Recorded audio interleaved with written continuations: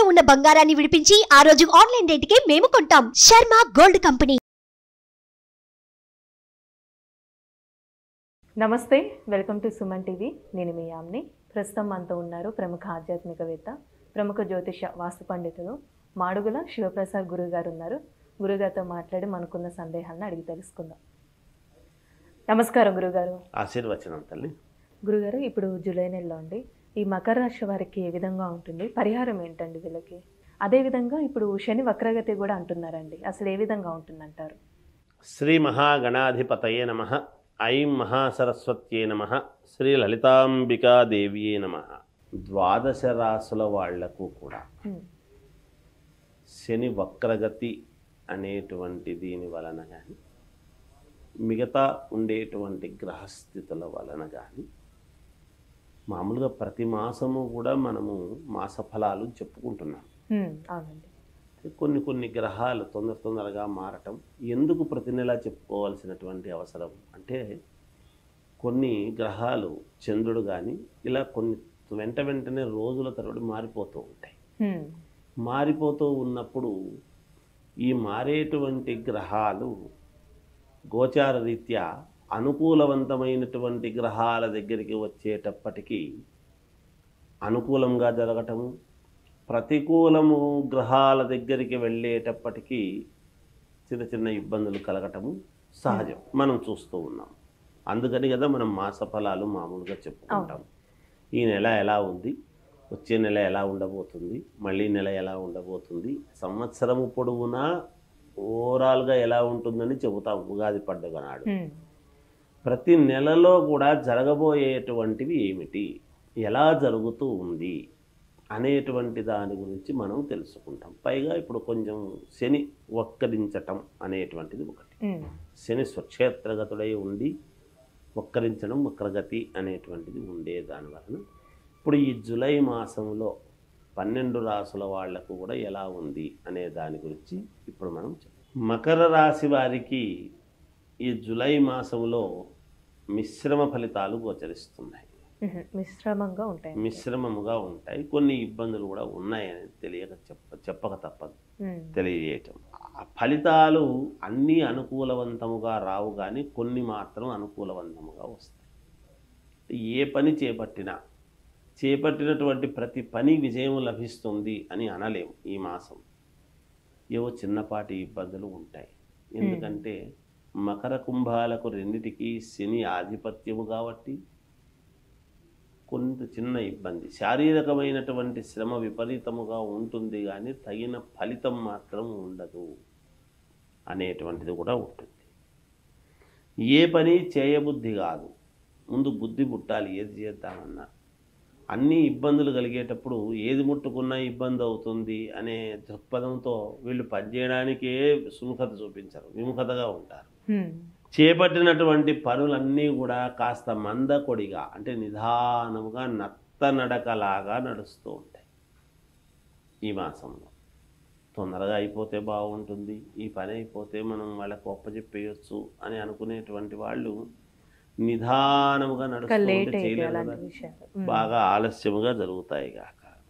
వ్యవహారాల్లో శ్రమ అధికముగా ఉంటుంది. చేసేటువంటి పనులు ఆ వ్యవహారాల్లో శ్రమ ఉంటుంది, కానీ తగిన లాభము ఉండదు. కొన్ని చికాకులు కూడా పెరుగుతాయి. మానసికంగా ఆందోళన పెరుగుతుంది, కోపం వస్తుంది. నేను ఇంత శ్రమపడి చేస్తున్నానే, నాకు జరగలేదే అనేటువంటి ఆవేశము, కోపము, ఆక్రోశము, ఇలాంటివి ఏవో అన్నీ కూడా ఉంటాయి. అన్ని మానసికమైనటువంటి సమస్యలు. మనస్సులో తీవ్రమైనటువంటి ఆందోళన, సమస్యలు ఎదుర్కొనేటువంటి విధానముగా ఉంటుంది గాక. ఒక విషయం గురించి బంధుమిత్రులతో చర్చిస్తారు. ఏ విషయమైనా కావచ్చు, ఎవరికి సంబంధించింది వాళ్ళు. వ్యాపారపరంగా నష్ట సూచనలు ఉన్నాయి. వ్యాపారం చేసుకునేటువంటి వాళ్లకు ఈ మాసంలో కాస్త నష్టాలు అనేటువంటివి రావచ్చును. చెయ్యని పనికి నిందలు పడడం కూడా మోయవలసి వస్తుంది, నిందలు కూడా మోయవలసి వస్తుంది. వాతావరణము అంతగా అనుకూలవంతముగా లేనందున ఏది మాట్లాడినా వీళ్లకు వ్యతిరేక భావనలతో కొన్ని ఇబ్బందులు రావటం కూడా ఉంటుంది. ఎందుకంటే నోరు శని, ఏది మాట్లాడినా మంచిగా మాట్లాడినా కూడా వాళ్ళు ఎదుటి వాళ్ళకి ఇంకో రకంగా అర్థమై మానసికంగా ఇబ్బంది పడి మానసికమైనటువంటి క్లేశం అనేటువంటిది కలిగే అవకాశాలు ఎక్కువగా ఉన్నాయి ఈ రాశి వాళ్లకు అనేటువంటిది సుస్పష్టం. గురుగారు, అంటే వీరికి సంబంధించిన పరిహారం ఏంటండి? అసలు ఏ విధంగా చేసుకుంటే మంచిది?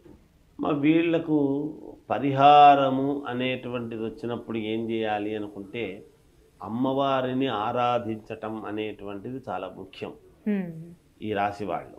అంటే అమ్మవారికి ఒడిబియ్యం పెట్టుకోవటం కానీ, అమ్మవారి పూజలు చేసుకోవటము కానీ, వ్యక్తిగతమైనటువంటి జాతకాలు ఒక్కసారి పరిశీలన చేసుకొని వాటిల్లో ఏమైనా దోషాలు అవి ఉంటే చూసుకొని, రాసుల ప్రకారం కూడా అంతంత మాత్రమే ఉంది, శ్రమ విపరీతంగా చేస్తున్నారు, కావాల్సినంతటి ఇదిగా లేదు, గతంలో ఉన్నంత ఇదిగా ఇప్పుడు ఉండటం లేదు, కొన్ని అనవసరమైనటువంటివి నెత్తినొచ్చి పడటము, అనూహ్యముగా ఎదుటి వాళ్లతో మాట పడడము, ఇలాంటివి వగైరా ఉంటూ వస్తూ ఉన్నాయి. ఇలాంటివి మనకు పోగొట్టుకోవాలి అన్నప్పుడు అమ్మవారిని ఆరాధించటం, అమ్మవారికి పూజలు చేసుకోవటము, అమ్మవారికి ఒడిబియ్యం లాంటిది పెట్టడము, లేదా అమ్మవారి క్షేత్రాలకు వెళ్ళి దర్శనము చేసుకొని కాయ కర్పూరము పసుపు కుంకుమలు అమ్మవారికి ప్రసాదించటము, ఇంటికి ఇవ్వటము, ఇచ్చి అమ్మవారిది ఏదైనా ప్రసాదములాగా వీళ్ళు తీసుకోవడం లాంటిది కానీ, ఇలాంటివి ఏవైనా కొంచెము ఈ నెలలో కనీసం అంటే ఒక 2 సార్లన్నా చేయాల్సి వస్తుంది. ఏదో ఒకసారి వెళ్ళొచ్చామబ్బా, ఒకసారి వెళ్ళి రావడానికే బరువు అని అనుకోకుండా 2 సార్లన్నా కనీసం నెలలో వెళ్ళి అమ్మవారి దర్శనము అనేటువంటిది చేసుకొని, అక్కడ అమ్మవారికి వీళ్ళు సమర్పించాల్సింది ఏదైనా ఉంటే సమర్పించుకొని, లేదా అమ్మవారిని వేడుకొని వస్తే వీళ్లకు వీళ్ళ కుటుంబానికి చాలా యోగవంతముగా ఉండేటువంటి విధానముగా ఉంటుంది. ఇక వ్యక్తిగతమైనటువంటి జాతకాలు పరిశీలన చేసుకొని ఏమైనా గ్రహస్థితుల్లో ఇబ్బందులు ఉంటే చేసుకున్నా కూడా యోగవంతమే. చాలా చక్కగా తెలియజేస్తారండి, ధన్యవాదాలు. సుమన్ టీవీలో మీ పర్సనల్ అండ్ బిజినెస్ ప్రమోషన్స్ కోసం కింది నెంబర్కి కాంటాక్ట్ చేయండి.